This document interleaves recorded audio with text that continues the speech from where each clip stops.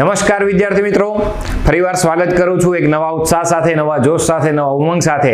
અને જે એક સિરીઝ આપણે શરૂ કરેલી કે મુખ્ય પરીક્ષામાં કયા કયા ટોપિકને ઊંડાણપૂર્વક આપણે શીખવા સમજવા, તો એ જ અંતર્ગત આપણે પત્રલેખન, સંક્ષેપીકરણ, પત્રલેખનમાં પણ બે ભાગ, એક ઔપચારિક પત્ર અને બીજો અનૌપચારિક પત્ર, એની પણ આપણે પ્રેક્ટિસ કરી, સમજાવ્યું કેમ લખાય કેમ ન લખાય. સાથે સાથે આપણે પહેલો લેક્ચર જે અહેવાલ લેખન મૂક્યો હતો એ પણ તમને સમજાઈ ગયું છે. કોઈ પણ પ્રસંગ હોય, કોઈ પણ મુલાકાત હોય, કોઈ પણ કાર્યક્રમ હોય, કોઈ પણ સંસ્થા દ્વારા કોઈ કાર્યક્રમની શરૂઆત અથવા કાર્યક્રમ થયો છે, કોઈ ઘટના ઘટી છે, કોઈ જગ્યાની મુલાકાત લીધી છે, એ બધાનો અહેવાલ લેખન એટલે કે આપણે લખાણ કઈ રીતે કરવું એનો આપણે એક લેક્ચર મૂકેલો. સાથે સાથે પત્ર લેખનની પણ આપણે ચર્ચા કરી હતી. નિબંધ લેખનમાં પણ તમને ખૂબ મજા આવી, તમારી કમેન્ટ ઉપરથી મને ખ્યાલ આવી ગયો છે. સાથે સાથે સંક્ષેપીકરણના ભાગ પણ જોયા, સાથે સાથે ગદ્યાર્થ ગ્રહણ અને ગદ્ય સમીક્ષા પણ આપણે ખૂબ સારી રીતે આ જ પ્લેટફોર્મ ઉપર એટલે કે માસ્તર કી પાઠશાલામાંથી આપણે શીખ્યા. તો જી હા, વિદ્યાર્થીઓનું એવું કહેવું હતું હાલમાં સાહેબ અમારી પરીક્ષામાં કયા કયા એવા ટોપિક છે જેની ઉપર અહેવાલ પૂછાઈ શકે અથવા અહેવાલ આપણે લખવો કેમ, શું લખવું.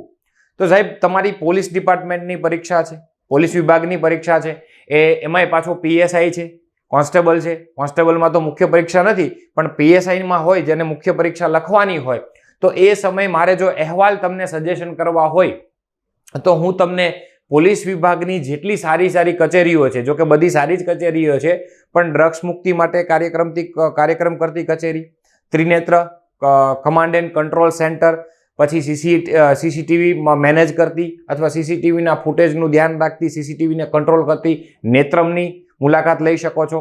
એલસીબી ઓફિસની મુલાકાત લઈ શકો છો તમે. સાથે સાથે મહિલા વિભાગ અથવા મહિલા પોલીસ સ્ટેશનની મુલાકાત તમે લઈ શકો છો. આ બધા અહેવાલ આવવાની ઘણી બધી વધુ શક્યતા છે. એનું રીઝન છે કે તમે પોલીસ વિભાગમાં છો, પોલીસ વિભાગમાં આવવા માંગો છો, એટલે કે તમે આવીને એ કચેરીઓ વિશે તમે શું જાણો છો, એના વિશે શું લેખન કરવાનું છે, ઇન શોર્ટ તમારે આવવાનું છે તો એ જ વિભાગમાં ને, તો એવા જ અહેવાલ તમારે વધુ પૂછાવાની શક્યતા છે. એટલે કે જે લોકો વિદ્યાર્થીઓ પીએસઆઈની તૈયારી કરે છે એ વિદ્યાર્થીઓ મહત્તમ એ જ માહિતી એકત્ર કરે, એ જ માહિતીના ડેટા એકત્ર કરે જે એના વિભાગને લગતી હોય. એ પછી સાહેબ મારે નિબંધ લખવો હોય તો હું એઆઈ છે, સાયબર સિક્યુરિટી છે, સાયબર ફ્રોડ છે, એને લગતી માહિતી મારી પાસે રાખી શકું. પોલીસ ડિપાર્ટમેન્ટની આવી અગત્યની કચેરી છે, એલસીબી ઓફિસ છે, એસઓજી ઓફિસ છે, નેત્રમ છે, પછી અભિયમની 181ની ઓફિસ છે, મહિલા પોલીસ સ્ટેશન છે, એસપી ઓફિસ છે, પોલીસ કમિશનર કચેરી છે, પોલીસ સ્મારક છે, પોલીસ દ્વારા થતા જે કાર્યક્રમો છે, ડ્રગ્સ મુક્તિના છે, ટ્રાફિક નિયમનના છે, ટ્રાફિક કચેરી છે. હું બોલું છું મારા ખ્યાલથી તમને સમજાતું હશે કે એ બધી બાબતનો અત્યારે તમારી પાસે ડેટા હોવો જોઈએ, કારણ કે સીધું પ્રત્યક્ષ કે પરોક્ષ રીતે એની જ માહિતી તમારે લખવાની આવશે કોઈ પણ વિષયમાં. તો યસ, અહેવાલ લેખન માટે આપણે આજ ફરીવાર મળી રહ્યા છીએ અને અહેવાલ લેખનની આપણે ચર્ચા કરશું. અહેવાલ કઈ રીતે લખવો એનો મેં તમને એકવાર શરૂઆતમાં પ્રારંભિક પ્રસ્તાવ આપી દીધેલો છે, છતાં હું તમને ફરીવાર સમજાવવા માંગુ છું કે કોઈ પણ અહેવાલ લખવો એ સારી એવી કળા છે અને એ કળા વિદ્યાર્થીમાં સાહેબ અહેવાલ હું લખતો હોય, મારે અહેવાલ કોનો લખવો છે એના વિશે મને ખ્યાલ હોવો જોઈએ. એ કચેરી શું કાર્ય કરે છે, એ કાર્યક્રમ શેનો હતો, એ કચેરી હોય તો એ શું કાર્ય કરે છે, જો કાર્યક્રમ હોય તો કાર્યક્રમનો હેતુ મને ખબર હોવો જોઈએ. જો કોઈ સ્થળ છે એ સ્થળ તો મુલાકાત લેવાનો હેતુ, એ મુલાકાત વિશે, સ્થળ વિશે મને થોડીક ઐતિહાસિક માહિતીનો ખ્યાલ હોવો જોઈએ. સમજી શકો છો હું શું કહેવા માંગુ છું? કોઈ નિગમ દ્વારા, કોઈ સરકાર દ્વારા કોઈ કાર્યક્રમ થાય છે, કોઈ સરકારી કચેરીઓ દ્વારા કોઈ કાર્યક્રમ થાય છે, તો એ કાર્યક્રમ કરવાનો હેતુ શું છે? કોઈ નવી પહેલ થાય છે તો એ પહેલનો હેતુ શું છે એના વિશે મને જીકે નોલેજ હોવું જોઈએ. એક્ઝામ્પલ તરીકે ગયા અહેવાલમાં મેં તમને એવી વાત કરેલી કે સેવા સુરક્ષા કાર્યક્રમ અથવા સેવા સેતુ કાર્યક્રમ. તો સેવા સેતુ કાર્યક્રમ મેં નથી જોયો, નથી મેં કોઈ દિવસ એટેન્ડ કર્યો, એના વિશે મને કાંઈ ખ્યાલ નથી, પણ મને સેવા સેતુ કાર્યક્રમની એક ડેફિનેશન ખબર હોય, એની વ્યાખ્યા ખબર હોય કે સેવા સેતુ કાર્યક્રમ સરકારના તમામ આધારો કાઢવા માટે તેમજ સરકારની તમામ યોજના એક જ જગ્યાએ એક જ દિવસે એક સ્થળેથી તમને બધી સુવિધાનો લાભ મળે તે હેતુથી ગુજરાત સરકાર દ્વારા આવા કાર્યક્રમો સમયાંતરે કરતા હોઈએ છીએ. જો મને આટલી ખબર હોય ને તો પણ હું એક સરસ મજાનો અહેવાલ લખી શકું. ઇન શોર્ટ મારું એવું કહેવાનું છે કે કોઈ પણ બાબતનું અતિશયોક્તિ કર્યા વગર વર્ણન એટલે અહેવાલ, સરસ રીતે મુદ્દાસર લેખન એટલે અહેવાલ, અતિશયોક્તિ વગર, વિષયાંતર થયા વગર, સચોટપણાથી કોઈ લેખન કરવું એને અહેવાલ કહેવાય. અહેવાલનો સામાન્ય રીતે હેતુ શું હોય? સંબંધિત કચેરી હોય કે સંબંધિત સંસ્થા હોય, ગઈકાલે એટલે કે ભૂતકાળમાં એની કચેરી દ્વારા કોઈ કાર્યક્રમ થયો છે, કોઈ મુલાકાત લેવાની છે, કોઈ નવી પહેલ કરી છે, ગઈકાલે થયું છે અને 24 કલાક પછી હંમેશા અહેવાલ છે એ ભૂતકાળની ઘટના, મુલાકાત કે કાર્યક્રમનો જ લખવામાં આવે છે. સંબંધિત કચેરી કે સંસ્થા દ્વારા આવું કોઈ કાર્ય થયું છે એ લોકોને માહિતગાર કરવા માટે અહેવાલ લખાતા હોય છે. એ પછી અખબારી અહેવાલ હોય તો પણ ભલે, છાપામાં છપાતા ચોપાનિયાના અહેવાલ હોય તો પણ ભલે, તમારા ગામમાં કે મારા ગામમાં કોઈ કાર્યક્રમ થાય અને એ છપાતા હોય એવા સામાન્ય અહેવાલ પણ બરોબર છે. સરકાર દ્વારા સંસદમાં કે વિધાનસભામાં કોઈ કામગીરી થતી હોય અને ત્યાં કરેલી કામગીરી બીજી દિવસે છપાય, એ સરકારી અહેવાલ હોય તો પણ ભલે, પણ એ બધામાં સ્પષ્ટ હેતુ એક હોય છે કે કોઈ પણ વધારાની વાત ઉમેર્યા વગર, કોઈ પણ અતિશયોક્તિ કર્યા વગર સચોટ, સરળ અને સાહેબ સંક્ષિપ્ત વર્ણન, આની ઉપર હું ભાર આપું છું, સંક્ષિપ્ત વર્ણન જ હોવું જોઈએ. જેમ કાર્યક્રમ 3 કલાકનો ચાલ્યો છે તો મિનિટે મિનિટનો અહેવાલ ન હોવો જોઈએ. જે અગત્યની માહિતી છે, હા, મહત્વની બાબત રહી ન જાય, વધારાની બાબત ઉમેરાઈ ન જાય, એવી બાબતનું જે સચોટ સીધું લખાણ છે એને આપણે અહેવાલ કહીએ છીએ. મેં તમને અગાઉ પણ કીધેલું કે અહેવાલ લખવા માટે અમુક વસ્તુ એટલે કે મેં તમને અગાઉ કહી દીધું એમ કે અહેવાલ આપણે સાહેબ શેનો લખી શકીએ? તો કે કોઈ મુલાકાતનો લખી શકો, કોઈ સ્થળ વિશે લખી શકો, કોઈ ઐતિહાસિક જગ્યાની મુલાકાત લીધી હોય તો એના માટે લખી શકો, સરકાર દ્વારા કોઈ કાર્યક્રમ થયો હોય તો એનો લખી શકો, નિગમ દ્વારા કોઈ કાર્યક્રમ થયો તો એના માટે લખી શકો, સરકારની કોઈ નવી પહેલ છે, નવી યોજના છે, એના માટેનો કોઈ સેમિનાર છે, કોઈ ઇનામ વિતરણ કાર્યક્રમ છે, કોઈ હમણાં જ નવું બનેલું ગુજરાત સરકારનું નવું કોઈ મ્યુઝિયમ છે, સાયન્સ એન્ડ ટેકનોલોજીને લગતા વિભાગ છે, પોલીસ સ્ટેશનના નવા વિભાગ છે, એ બધાની મુલાકાત હોય, એનો કોઈ કાર્યક્રમ હોય, એના માટે આપણે અહેવાલ લખી શકીએ. એ તમને ને મને એ ખ્યાલ છે.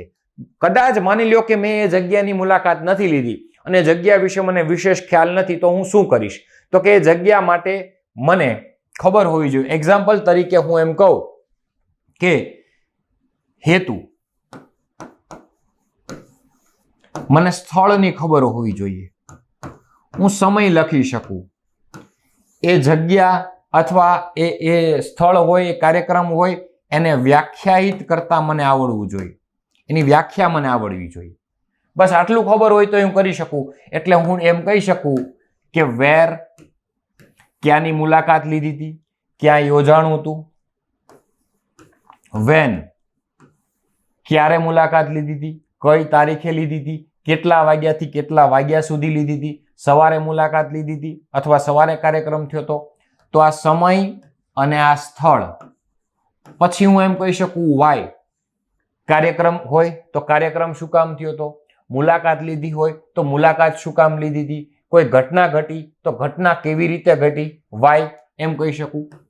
પછી વુ, મુલાકાત લેનાર માટે જવાબદાર વ્યક્તિ હોય, સ્થળ માટે જવાબદાર વ્યક્તિ હોય, અથવા કાર્યક્રમ માટે કોઈ ચીફ ગેસ્ટ હોય, એ પણ જવાબદાર વ્યક્તિ હોય, કોના દ્વારા આયોજન થયું, કોઈ વ્યક્તિ મુખ્ય હશે તો હું કહી શકું. પછી હું એમ કહી શકું હાવ, સમગ્ર કાર્યક્રમ કેવી રીતે થયો. તો આ બધી જ બાબતની હું ચર્ચા કરી શકું. મારી પાસે ભલે કોઈ વિષયનું જ્ઞાન હોય કે ન હોય, આ 5 વસ્તુના આધારે હું આરામથી લખી શકું કે વેર, વેન, વાય, વુ અને હાવ. આ 5 પેરામીટરને હું યાદ રાખીશ ને કોઈ પણ સારો અહેવાલ હું લખી શકીશ. એક્ઝામ્પલ તરીકે હું તમને એમ કહું કે આજે મારે સ્ટેચ્યુ ઓફ યુનિટીની મુલાકાત લેવાની છે. હું તમને ખાલી સિમ્પલ રીતે સમજાવું, પછી એક સરસ મજાનો આપણે અહેવાલ પણ લખીએ કે આજે મારે સ્ટેચ્યુ ઓફ યુનિટીની મુલાકાત લેવાની છે. તો હું અહીંથી ત્યાં પહેલાં તો અગાઉ જો બુકિંગ થતું હશે તો બુકિંગ કરીશ, રિઝર્વેશન કરવાનું હોય તો રિઝર્વેશન કરીશ. હું કોની સાથે જવાનો છું તો કહેવાનું અગાઉથી ઘણા સમયથી એકતાના પ્રતીક એવા સરદાર વલ્લભભાઈ પટેલની સંપૂર્ણ ઝાંખી કરાવતી જગ્યા અથવા એ સ્થળ એટલે સરદાર પટેલ ધામ અથવા એકતા નગર, એટલે કે આપણે જે સ્ટેચ્યુ ઓફ યુનિટી છે એ. તો એની પ્રારંભિક ઐતિહાસિક બાબત લખી શકી. પછી હું ને મારો મિત્ર, હું તમને શરૂઆતી ફ્લો જે પ્રવાહીપણું છે, ક્રમિકતા છે, એની વાત કરું છું.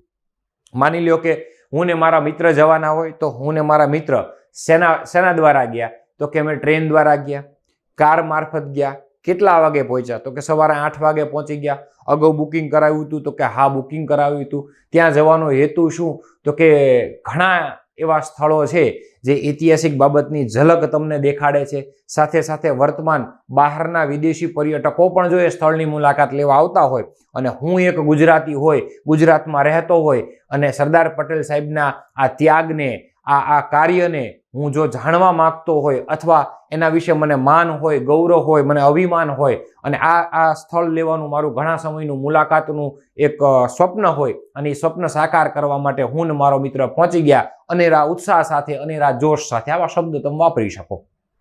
તો શેના દ્વારા પહોંચ્યા, કોણ ગયું? ટ્રેન દ્વારા હોય તો ટ્રેન. સમય પહોંચી ગયા પછી સમય કેટલા વાગે પહોંચી ગયા? જૈન સીધું એમને કહેવાનું બહુ મજા આવી.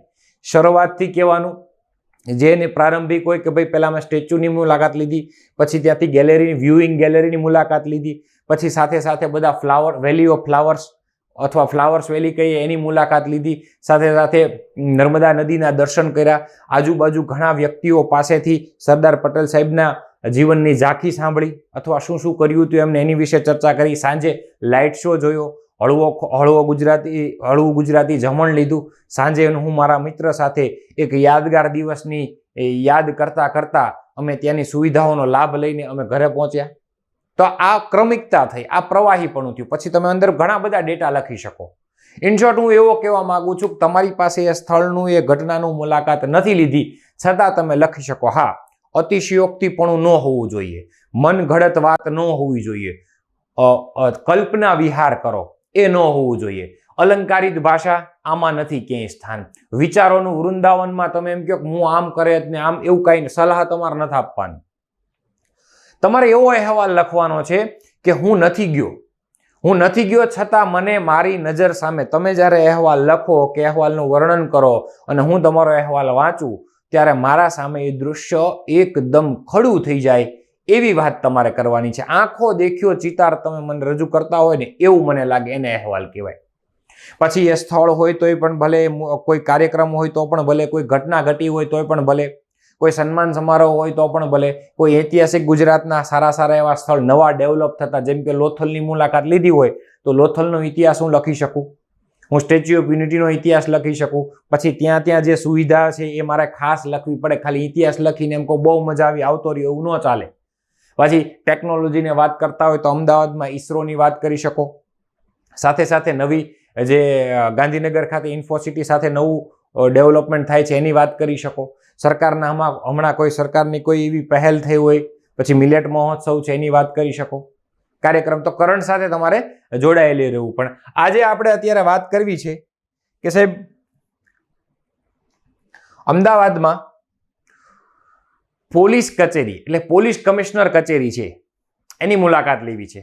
અમદાવાદની નવનિર્મિત પોલીસ કમિશનર કચેરી છે એની મારે મુલાકાત લેવી છે. તો મારે એમાં શું ડેટા લખી શકાય, કઈ બાબતની હું ઝાંખી કરાવી શકું, એનો એક અહેવાલ આપણી પાસે સરસ મજાનો લખેલો છે અને એની તમને સાથે હું ચર્ચા કરાવું છું. તો સૌથી પહેલા હું અહીંયા શીર્ષક લખી શકું સાહેબ, હા બરોબર, પોલીસ કમિશનર કચેરીની મુલાકાત, પોલીસ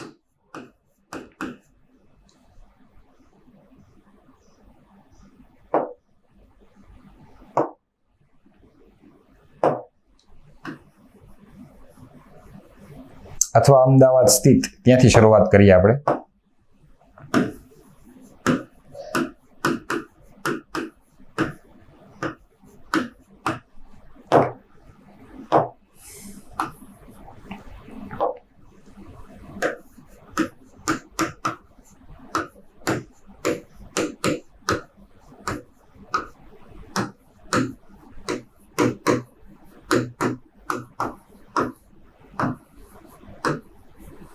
મુલાકાત. આ શીર્ષકને તમે કોઈ પણ સારું એવું બનાવી શકો, મતલબ એ કોઈ પણ રીતે એને તમે સજાવી શકો, બરોબર છે. ઓકે, પછી તો કે અહીંયા સ્થળ, થોડીક પેનમાં સ્થળ, તો કે અમદાવાદ ચોખ્ખું કહી દીધું છે, અમદાવાદ લખી શકું. પછી તારીખ,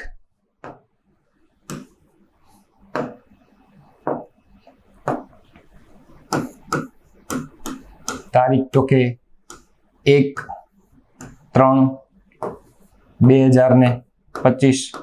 ગુજરાતી લખો તો ગુજરાતી. અહીંથી હું પહેલો ભાગ લખી શકું, તો કે પહેલા ભાગમાં 40 થી 60 શબ્દોમાં શું લખીશ, તો કે 40 થી 60 શબ્દોમાં હું સ્થળ વિશેની માહિતી લખીશ, સમય લખીશ, ક્યારે પહોંચ્યો હતો, કચેરીનો હેતુ લખીશ, પોલીસની કોઈ બાબત લખીશ અથવા પોલીસ બાબત લખીશ, શું કામ અદ્યતન કચેરી નો નિર્માણની જરૂરિયાત એની વાત કરીશું. મતલબ પ્રારંભમાં હું કોઈ પણ લખી શકું. હું ફરિયાદ નિવારણ માટે શું છે એની વાત કરી શકું, અથવા કચેરીની નવી અદ્યતન બિલ્ડિંગ કેવી છે, ખરેખર પોલીસ અને નાગરિક વચ્ચે શું વ્યવહાર હોવો જોઈએ એની વાત કરીશ. અને અત્યારના સમયમાં નાગરિકોની સુરક્ષા માટે સૌથી એક મિત્ર ગણાતો આ 21મી સદીમાં, આ ઝડપી યુગમાં, આ લોકો અત્યારે ઝડપથી દુનિયામાં, સ્વાર્થની દુનિયામાં, કમાણી કરવાની પાછળ દોડ કરતી માણસની આ દુનિયામાં પોલીસની કેવી જરૂરિયાત અને પોલીસનો શું રોલ, એ બાબતે હું પહેલા પેરેગ્રાફમાં વાત કરી શકું. નાગરિકો અને પોલીસ વચ્ચે મિત્રભર્યા, સુમેળભર્યા વ્યવહાર હોય એની હું વાત કરી શકું. દિવસે ને દિવસે ફરિયાદ, સમસ્યા જે વધી રહી છે, ક્રાઇમ વધી રહ્યો છે, એના અટકાવવા માટે શું છે એની વાત કરી શકું. તો પહેલા પેરેગ્રાફમાં નાગરિક અને પોલીસ વચ્ચેની વાત કરી શકું, બરોબર છે સાહેબ. પછી તો કે હું સમસ્યા છે અત્યારે,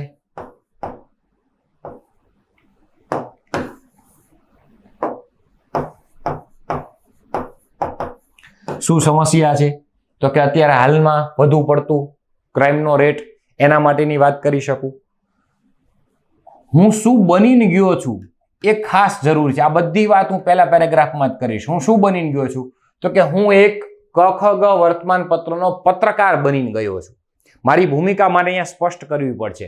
અને પત્રકાર બનીને જતા હોય તો તમે એક પત્રકારને સાજે એવા શબ્દ જ લખી શકો, અથવા પત્રકાર દ્વારા કઈ કઈ બાબતનું, ઝીણી ઝીણી બાબતનું પોલીસ કમિશનર કચેરીએ એનાલિસિસ કરે છે એની વાત તમે લખી શકો. ઓકે, તો પત્રકારની વાત કરી શકો, તમે નાગરિક અને પોલીસના વચ્ચે મિત્રતાના વ્યવહારની વાત કરી શકો, અત્યારના સમયમાં ક્રાઇમની જે સમસ્યા છે એની વાત કરી શકો, અદ્યતન કચેરીને જોઈને તમે આશ્ચર્ય થયું એની વાત કરી શકો, શું કામ બનાવવાની જરૂરિયાત થઈ એની વાત કરી શકો, સ્થળ તમે રજૂઆત કરી શકો, ભાઈ સ્થળ આ છે, સમય કેટલા વાગે, તો કે સવારે 9 વાગે પહોંચી ગયો. આ બધું જ વિદ્યાર્થી મિત્રો તમારે હું શું કહેવા માંગુ છું એ સમજજો. તમે પહેલા વિભાગમાં જ લખવાનું છે. અહીં તમારે અંદર જોયેલી સુવિધાનું કોઈ પણ વર્ણન તમારે અત્યારે કરવાનું નથી. અંદર કઈ સુવિધા જોઈ, કઈ સુવિધા વિશે તમે આવું જોયું, કેવી ઓફિસ હતી, ત્યાં કોણ અધિકારી, હજી કાંઈ તમારે વાત નથી કરવાની. તમારે પહેલા પેરેગ્રાફમાં ફક્ત ને ફક્ત પ્રારંભ કરવાનો છે. ઓકે સાહેબ. પછી અમે શું કરશું, તો કે બીજા પેરેગ્રાફમાં હવે અહીંયા વિસ્તૃતીકરણ કરવાનું છે. વિસ્તૃતીકરણમાં શું કરશો, સૌથી પહેલા સુવિધા. ઓકે, સુવિધાની વાત કરશું તો શું હશે, તો કે બધી જ ઓફિસ સુવિધામાં કઈ કઈ ઓફિસ હોય, તો કે પહેલા તો એ વિસ્તાર કેટલા, કે આખી કચેરી છે એ કેટલા વિસ્તારમાં ફેલાયેલી છે. તો એમ આશરે કહીએ કે ભાઈ આશરે 2000 અથવા 20,000 ચોરસ કિલોમીટરમાં ફેલાયેલી છે. કેટલા માળની કચેરી છે, તો કે 5 થી આપણે 7, તમને ઠીક લાગે 5 થી 5 માળની કચેરી રાખો, ચાલો આપણે 5 માળની કચેરી છે. વિશાળ મેદાનમાં ફેલાયેલી.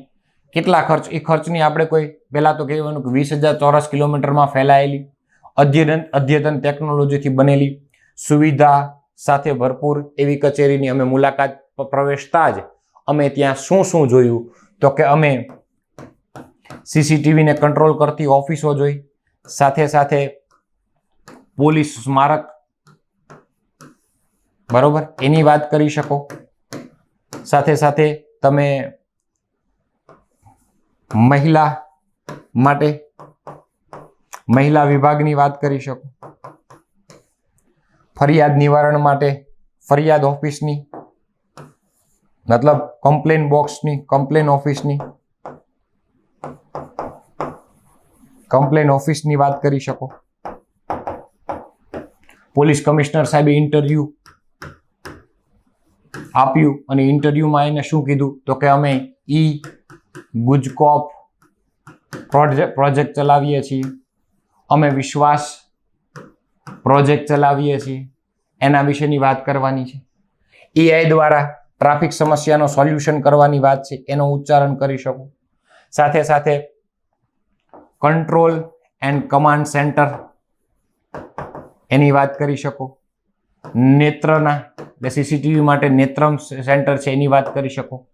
સાથે સાથે નવી લોકોને પકડવા માટે એટલે કે ડિજિટલ ફ્રોડથી થતા સાયબર ઓફિસની અંદર મુલાકાત, સાયબર ઓફિસની મુલાકાતની વાત કરી શકો તમે.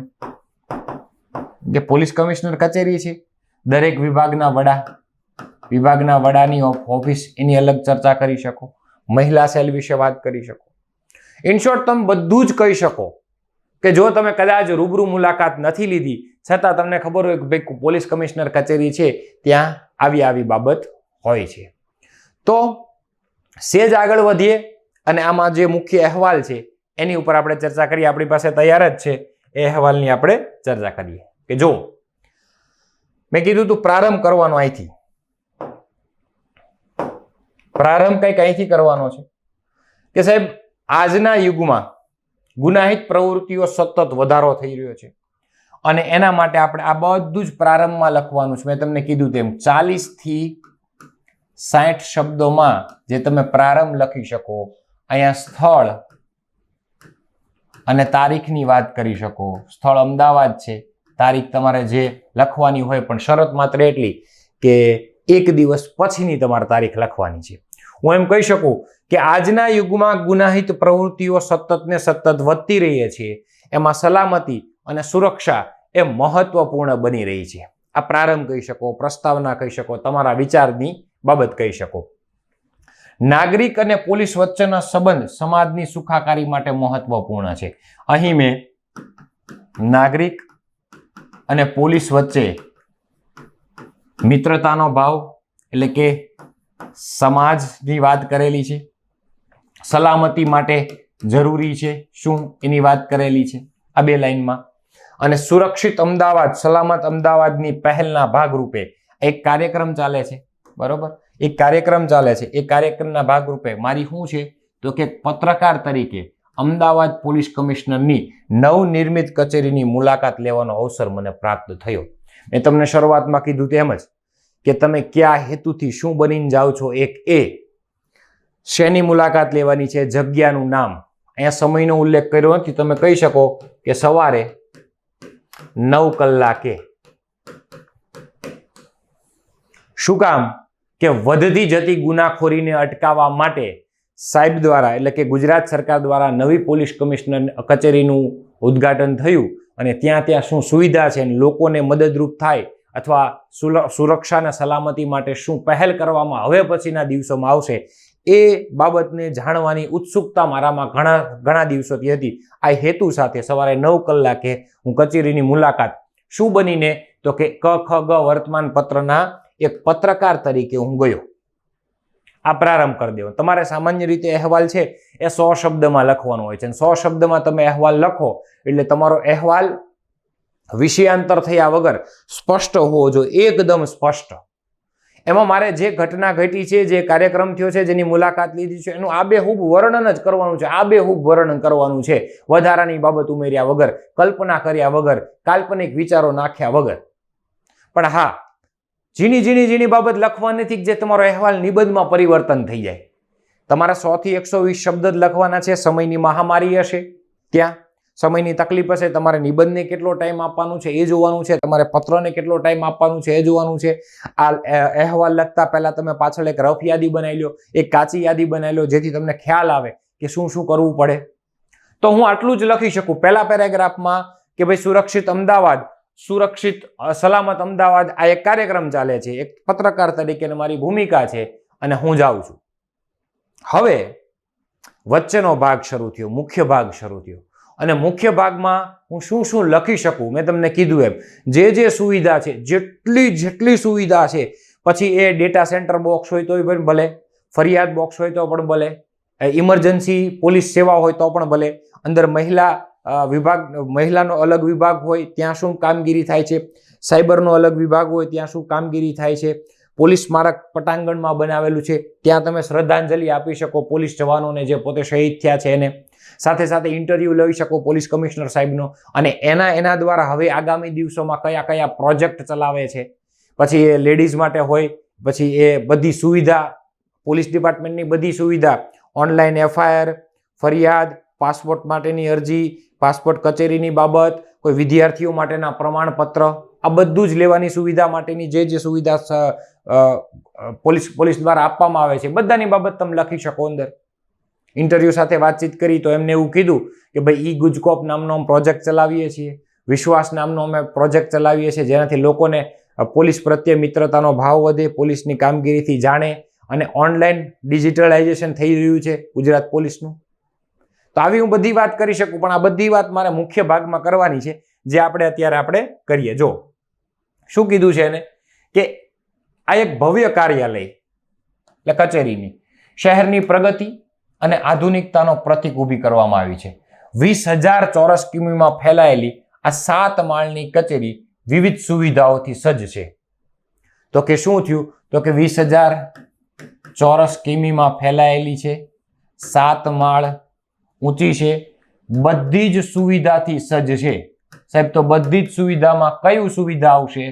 તો કે સૌથી પહેલા આવશે પ્રજાલક્ષી કચેરીમાં 21મી સદીમાં કાયદાકીયની જરૂરિયાતોને પહોંચી વળવા માટે આ કચેરીની ડિઝાઇન કરવામાં આવી છે. કચેરીમાં પ્રવાસતા જ મેં શું શું જોયું? તો કે પ્રથમ માળ પર આવેલી પ્રજાલક્ષી જાહેર સેવાઓમાં સૌથી પહેલી સેવા તો કે પાસપોર્ટ સેવાઓ, જાહેર અરજીઓ, વિદ્યાર્થી માટેના પ્રમાણપત્રો સાથેની કચેરીની મેં મુલાકાત લીધી. પાસપોર્ટ કઢાવવો હોય તો પણ આપણે જવું પડે. વિદ્યાર્થીઓ દ્વારા જે ક્રિમિનલ નથી અથવા અગાઉ કોઈ ગુનો નથી નોંધાણો એ બાબતનો પ્રમાણપત્ર લેવું હોય તો પણ ત્યાં જવું પડે. જાહેર અરજી કરવી હોય, કોઈ ફરિયાદ કરવી હોય એના માટેની અલગ વિભાગ અથવા અલગ ઓફિસની વ્યવસ્થા હતી. આ નવનિર્મિત કચેરી અદ્યતન ટેકનોલોજી, જેમાં પોલીસ કંટ્રોલ રૂમ, આખા જિલ્લાની સમગ્ર કંટ્રોલિંગ થાય એ, ફેસ રિકોગ્નાઇઝેશન સિસ્ટમ, આપણી 5 પ્રકારની ફેસમાં, આપણા શરીરમાં 5 પ્રકારના આપણે હોય. એક આપણે હથેળી, એક આપણો અંગૂઠો, એક આપણે આંખની રેટિના, એક આપણો ચહેરો અને એક આપણો પાંચમો અવાજ. આ 5 વસ્તુની કોઈ કોપી કહી શકે નહીં. તો સિક્યુરિટીના પર્પઝ માટે face recognition system, video analysis, data centre, emergency call માટેનો બોક્સ, પબ્લિક એડ્રેસ સિસ્ટમ જેવી બધી જ સુવિધાઓ મેં અહીં જોઈ. તો આ સુવિધા છે કઈ? તો કે પાસપોર્ટ, જાહેર અરજી, આ બધાની બાબત કહી શકો અને આ બધી બાબત તમે આગળ લખી શકશો. એમ કહેવાય છે કે કાર્ય કરવાની જગ્યાએ જો સારી જગ્યા હોય તો એની અસર કાર્ય ઉપર પડે. જો પોઝિટિવ માહોલ હોય તો એ કામ કરવાની પણ પોઝિટિવિટી વધે. તો લોકો માટે યા કાર્ય કરતા વ્યક્તિ માટે પણ સારી એવી સુવિધા કરી દીધી હતી. તો કે એર કન્ડિશનરની સુવિધા કરી નાખી, એસીની સુવિધા કરી, સાથે સાથે નવનિર્મિત કચેરીમાં જીમ, લોકોને જમવા માટે કેન્ટીન, આગ સલામતીના સાધનો, સેન્ટ્રલ એસીની જેવી સુવિધા પણ કરેલી હતી. રાજ્યમાં શાંતિ અને સુરક્ષા જળવાઈ રહે તે માટે એક પ્રોજેક્ટ ચાલે છે અને પ્રોજેક્ટનું નામ છે નિર્ભયા સેફ સેફ્ટી પ્રોજેક્ટ. અંતર્ગત વિશાળ કમાન્ડ સેન્ટર પણ અહીં અને એની સાથે સાથે એને કંટ્રોલ કરતો કંટ્રોલ રૂમનું પણ નિર્માણ કરવામાં આવ્યું છે, જ્યાં શહેરમાં જેટલા સીસીટીવી કેમેરા લાગ્યા છે એ બધાનું જ કંટ્રોલિંગ અહીંયા કરવામાં આવે છે. ગુનાહિત પ્રવૃત્તિને રોકવા માટે તેમજ ગુનેગારને પકડવા માટે નવી ટેકનોલોજી, જેને આપણે ફ્યુચર ટેકનોલોજી કહીએ છીએ, આર્ટિફિશિયલ ઇન્ટેલિજન્સ એટલે કૃત્રિમ બુદ્ધિમત્તાના કેસ રેકોગ્નિશનની તકનીક પણ ઉપયોગ અહીં કરવામાં આવ્યો છે એવું કહી શકો. સાથે સાથે આ કચેરીના ભવનમાં પોલીસ કર્મીઓ દ્વારા જે ભૂતકાળમાં ત્યાગ આપેલું છે, બલિદાન આપેલું છે, એના માટે કૃતજ્ઞતા, એના માટે લાગણી વ્યક્ત કરવા માટે શહીદ સ્મારક અને પોલીસ મ્યુઝિયમ પણ તૈયાર કરવામાં આ જ પોલીસ કમિશનર કચેરીમાં આવ્યું છે. અમે સૌ પત્રકારોએ, હું તો હતો પણ મારી સાથે બીજા પત્રકારો પણ હતા, એના દ્વારા શહીદ પોલીસીઓને, પોલીસ કર્મચારીઓને શું આપવામાં આવી? શ્રદ્ધાંજલિ આપવામાં આવી. મારા દ્વારા લેવામાં આવેલ પોલીસ કમિશનરની કચેરીના ઇન્ટરવ્યુમાં, પોલીસ કમિશનરશ્રીના ઇન્ટરવ્યુમાં એ લોકોએ એવું જણાવ્યું કે આ કચેરીઓમાં અમે અદ્યતન ટેકનોલોજી દ્વારા સાયબર ક્રાઇમ નિવારણ, ફોરેન્સિક વિશ્લેષણ અને ડેટા હેન્ડલિંગના ક્ષેત્રમાં નિયમિત તાલીમ આપીશું. હવે પછી, કેમ કે હવે પછી મેં તમને કીધું કે 21મી સદી છે, ભારત ડિજિટલ પહેલમાં જવાનું છે, તમામ ક્ષેત્રો પૂરેપૂરા ડિજિટલ થઈ જવાના છે અને જેટલી સુવિધા એટલી દુવિધા એવું કહેવાય છે. એટલે જે વ્યક્તિ ડિજિટલ થાય સાથે સાથે એના સારા પાસા સાથે નરસું પાસું પણ આવશે. એટલે કે શું?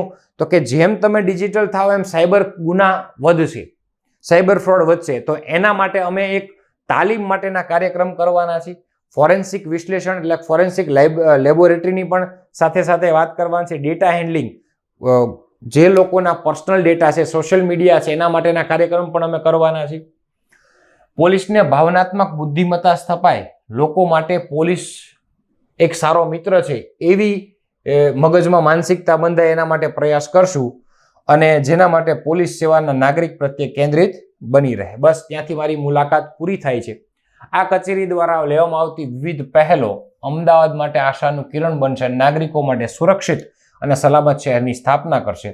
પોલીસ વિભાગની આવી બધી જ પહેલો જેમ કે ઈ ગુજકોપ, આશ્વત અને વિશ્વાસ પ્રોજેક્ટ વિશેની માહિતી લઈને અમે સૌ પત્રકાર મિત્રો ઘર તરફ રવાના થયા. તો આ જે અહેવાલ હતો એમાં કંઈ જ નહોતું. આપણે એવું કહી શકીએ કે સર અમને ઝાઝી વિશેષ ખ્યાલ તો નથી, પણ હા અમે એટલું કહી શકીએ કે ભાઈ પહેલા અમે પત્રકાર તરીકે ગયા. પહેલા પેરેગ્રાફમાં અમે શું કરશું, કદાચ હવે તમે મને આખો અહેવાલ સમજ્યા પછી તમે મને છેલ્લી 5 થી 7 મિનિટ સાંભળો એટલે તમને સમગ્ર અહેવાલનો પૂરેપૂરો ખ્યાલ આવી જાય. જો સૌથી પહેલા મેં શીર્ષક લગાવ્યું તો કે હા, અમદાવાદની નવી અદ્યતન પોલીસ કમિશનર કચેરીની મુલાકાત. ડન. જમણી બાજુ મેં સ્થળ લખ્યું અમદાવાદ, સમય તારીખ તો કે 1 તારીખ લખી નાખી. કાંઈ જ કરવાનું નથી. પહેલા પેરેગ્રાફમાં પ્રસ્તાવના લખવાની છે. પહેલા જ પેરેગ્રાફમાં સાહેબ આપણે શું લખવાનું છે તો કે પ્રસ્તાવના લખવાની છે. મેં તમને કીધું કે તમે પહેલા પેરેગ્રાફમાં તમે પ્રસ્તાવના લખો અને પ્રસ્તાવનામાં તમારે આ પ્રસ્તાવના છે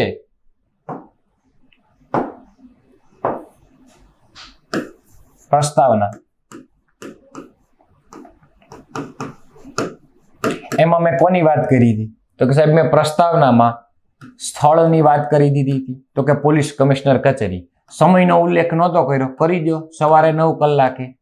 હેતુ શું હતો તો કે પોલીસની સલામતી, લોકોની સલામતી અને સુરક્ષા માટે પોલીસ દ્વારા એક સરસ મજાની પહેલ કરવામાં આવી છે અને પહેલ એટલે કે પોલીસ કમિશનર કચેરીનું નિર્માણ અને એ અદ્યતન નવી ટેકનોલોજી સાથે બનેલી પોલીસ કમિશનર કચેરીની મુલાકાત ઘણા સમયથી લેવાની મારી ઈચ્છા એક પત્રકાર તરીકે આજે પૂરી થઈ. હું અને મારા સાથી પત્રકાર મિત્રો દ્વારા અહીં મુલાકાત લઈ લીધી.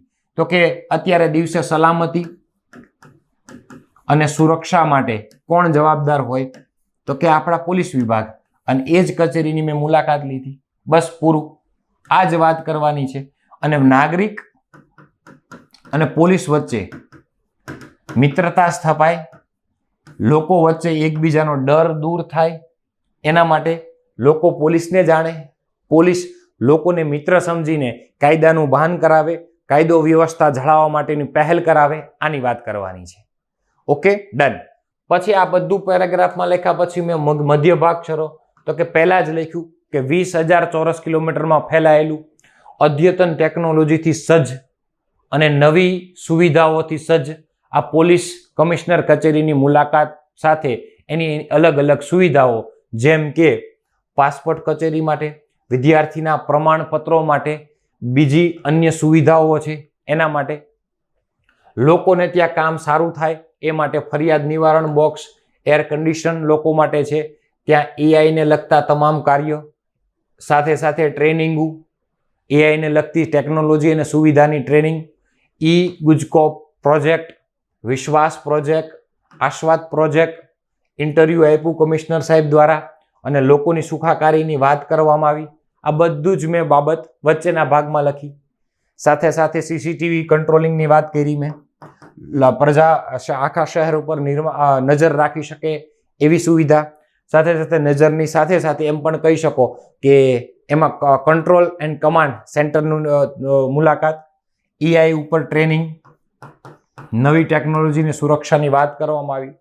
અને છેલ્લે એમ કીધું હતું કે ભાઈ મારું એક સરસ લોકો પોલીસ પ્રત્યેનું મારું એક આશ્વાસન અથવા હકારાત્મક વલણ થયું અને ત્યાંથી અમે મિત્રોએ હવે રજા લીધી. તો જે વચ્ચેના ભાગમાં જે પોલીસ કમિશનરને પોલીસ સ્મારકની વાત કરી હતી, બરોબર, પછી બધાએ શ્રદ્ધાંજલિ આપી, બરોબર, એ બધી એ પોલીસ સ્મારકની વાત કરી દીધી મેં. ઇન શોર્ટ હું એવું કહેવા માંગુ છું કે તમે પોલીસ વિભાગની જેટલી કચેરીઓ છે એ બધા જ ના થોડાક ડેટા તૈયાર કરી રાખો, ક્યાં ક્યાં શું હોય છે અહીંયા. એ જ રીતે તમે સાયબર સેલ ઓફિસની મુલાકાત લેવા જાઓ, તમે એલસીબી ઓફિસની મુલાકાત લેવા જાઓ, સાથે સાથે તમે મહિલા પોલીસ સ્ટેશનની મુલાકાત લેવા જાઓ, ત્યાં જવાબદાર વ્યક્તિ સાથે વાતચીત કરો અને પછી તમારા 100 શબ્દોમાં તમારા અહેવાલને કંડારો. મારા ખ્યાલથી આ એક અહેવાલ તમને આપવાનો પ્રયત્ન કર્યો. હજી ફરીવાર મળશું નવા ટોપિક સાથે, હજી મુખ્ય પરીક્ષાના નવા ટોપિક સાથે આગળ મળશું વહેલી તકે. ત્યાં સુધી જય હિન્દ, જય ભારત.